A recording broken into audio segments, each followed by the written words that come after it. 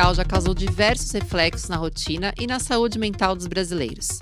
Há inúmeras maneiras de buscar conforto e refúgio diante das sensações e dos sentimentos negativos. E parece que uma das mais utilizadas por aqui tem sido a comida, com aumento no consumo de itens que geram uma satisfação imediata, como doces, biscoitos, massas e salgadinhos.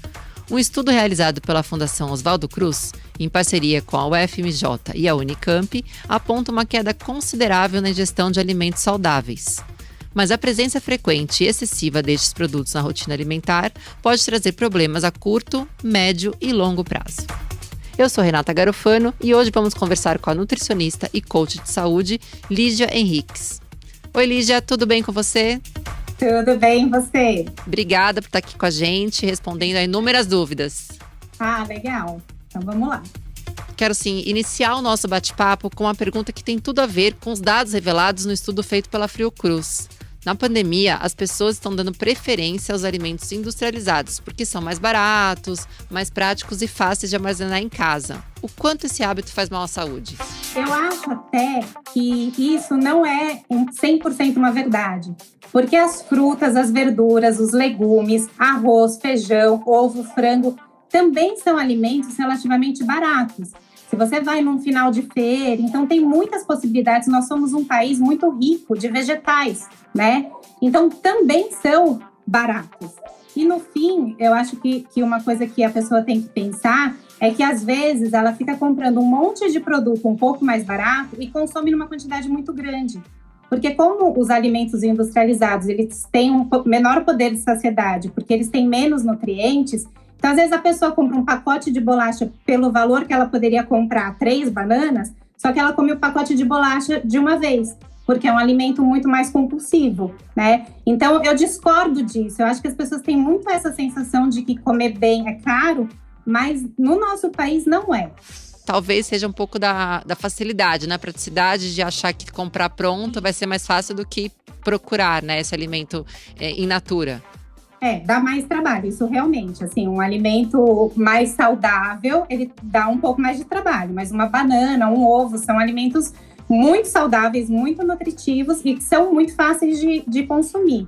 Uma outra coisa que eu observo, que está acontecendo muito na pandemia, muita gente está fazendo marmita para vender, né? Então, pessoas que perderam emprego ou que estão em casa. E aí é uma comida saudável, mais caseirinha e nutritiva. Tempos de Covid. Tem alguma alimentação que você costuma recomendar para os seus pacientes para fazer? A gente não sabe, é óbvio, né? Se tem como prevenção, vamos dizer assim, mas o que você recomenda para esse tempo que a gente ainda estamos numa pandemia, né? Sim, eu acho muito interessante. Quando começou essa questão do Covid, as pessoas ficaram muito assustadas, né? E antes do Covid, o que mais matavam eram as doenças cardiovasculares, que são doenças que são evitadas em relação à alimentação, da mesma maneira que a gente evita o acesso a um vírus, né? Então, assim, uma alimentação mais rica em verduras, legumes, frutas, é o que ajuda a melhorar o nosso sistema imunológico, que é o nosso sistema de defesa, né? Por outro lado, os alimentos mais processados, as gorduras saturadas, doces, açúcares, farinhas brancas, bebidas alcoólicas, tudo isso acaba prejudicando a nossa imunidade, inflamando o organismo. E um organismo inflamado, qual é o problema disso? Que hoje até é muito comum ouvir a dieta anti-inflamatória, né? A questão da inflamação é que é como se o organismo ficasse mais fragilizado. E qualquer coisa que batesse nele, ele não teria tantas defesas, né? Então você fica mais suscetível a qualquer tipo de doença. Você comentou das bebidas alcoólicas, né? As bebidas alcoólicas, assim, o que elas provocam no organismo, né? Porque assim como os alimentos industrializados e a queda de alimentos saudáveis, houve um aumento expressivo no consumo de bebidas alcoólicas aqui no Brasil desde o início da pandemia, né? E isso quão é prejudicial para as pessoas? Então, a bebida alcoólica é um dos alimentos mais imunossupressores que tem, né? Então, o álcool não é algo agradável para o organismo. Então, o organismo, ele precisa de mais energia, né? De mais nutrientes para dar conta desse processo.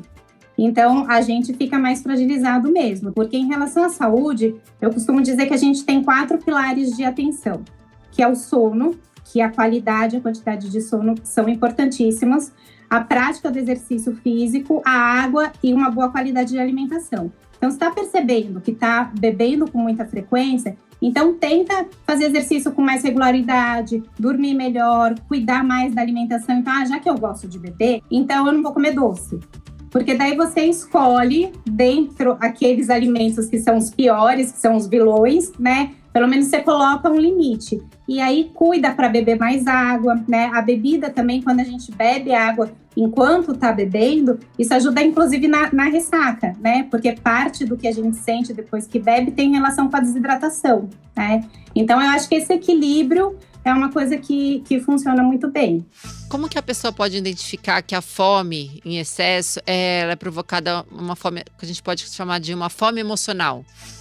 Tá. Tem a diferença da fome e da vontade de comer, né?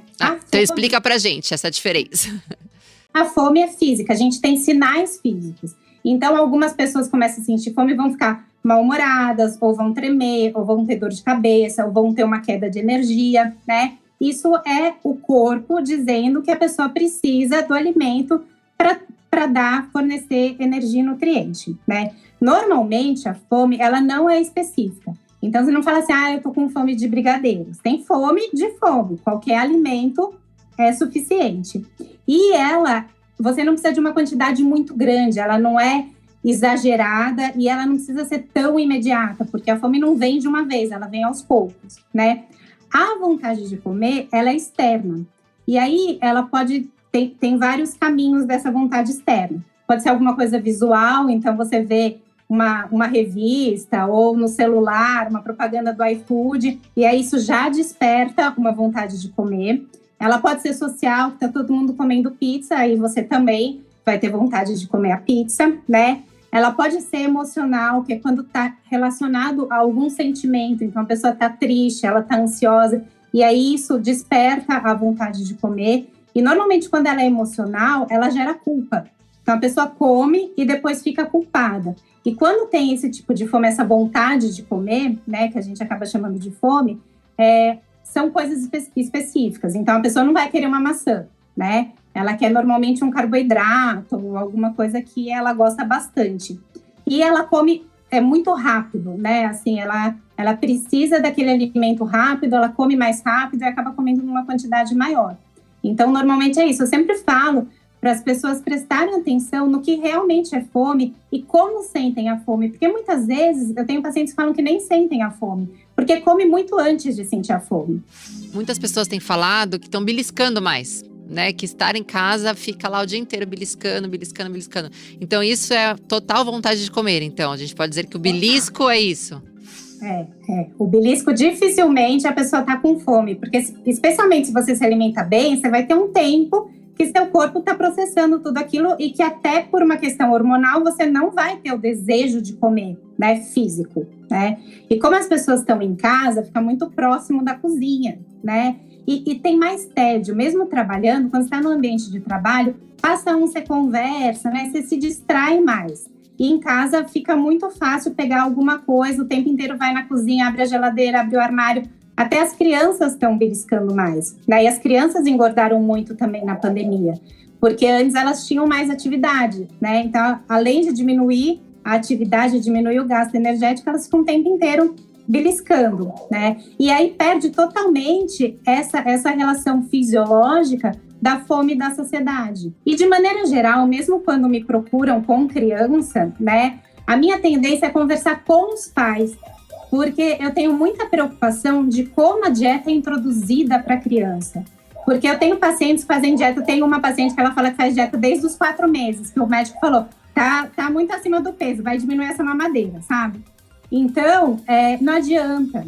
Eu acho que tem que ser uma coisa introduzida de uma maneira muito tranquila e os pais têm que mudar o padrão, porque a criança vai seguir o hábito do pai, né? Nada melhor do que o exemplo, né? Então, acho que criança tem que fazer exercício antes de dieta, tem que se exercitar, tem que movimentar o corpo, né?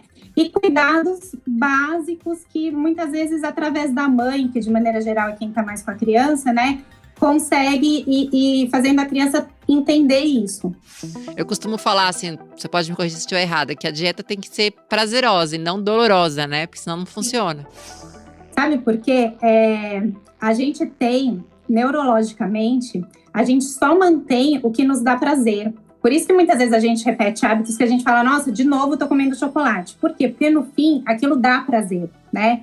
Então, se você tem uma experiência de tudo bem, você teve o resultado, mas foi super sofrido, o corpo não vai tornar isso um hábito, porque isso não foi prazeroso. Agora, quando você consegue, no processo, ter pequenos prazeres, precisa do esforço, mas dá para ter prazer, daí fica mais fácil você ir transformando e construindo um novo hábito. E Lígia, me fala uma coisa, voltando rapidinho para falar de Covid, a gente escuta falar muito da vitamina D, da importância da vitamina D no combate, né? Eu queria saber até que ponto isso realmente é verdade e se existe algum alimento que você recomenda, que ajuda nessa reposição da vitamina D, que é tão importante, não só para o Covid, mas para infinitas coisas. Eu acho que a vitamina D é o que a gente tem realmente mais certeza que tem uma interferência, né?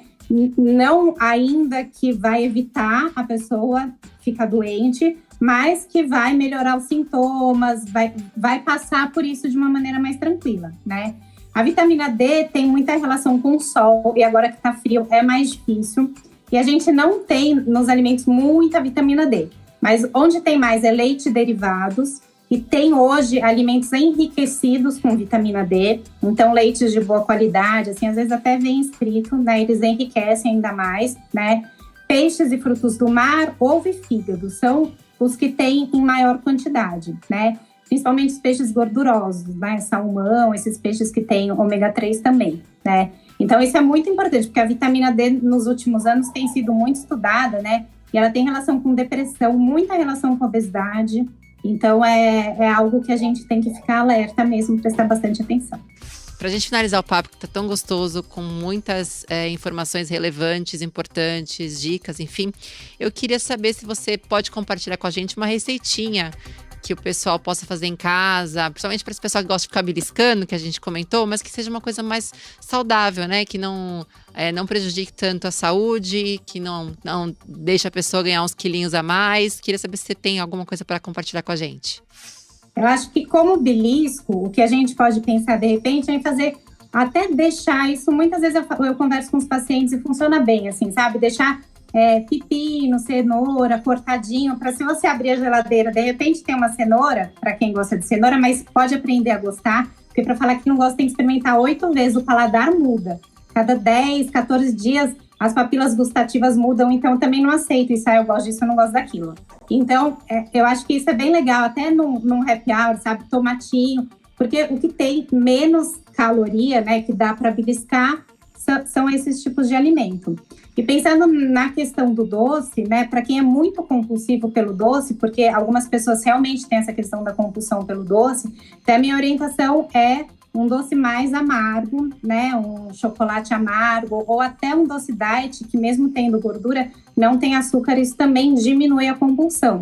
E uma coisa muito simples que qualquer pessoa pode fazer e que fica uma delícia, é usar iogurte, que iogurte tem vitamina D, é uma proteína, né, que é uma coisa bem importante nos beliscos. Normalmente a gente acaba beliscando carboidrato, e misturar com uma fruta picada, ou com um pouquinho de mel, ou um pouquinho de cereal. É um lanchinho muito nutritivo, muito fácil de fazer, rápido, e que dá uma saciedade mais prolongada.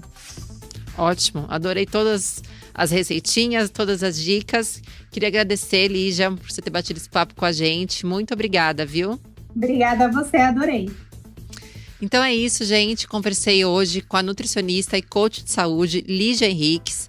Espero que vocês tenham gostado. Acessem o nosso site, r7.com/câmera record, e ouçam esse e outros podcasts. Até o próximo.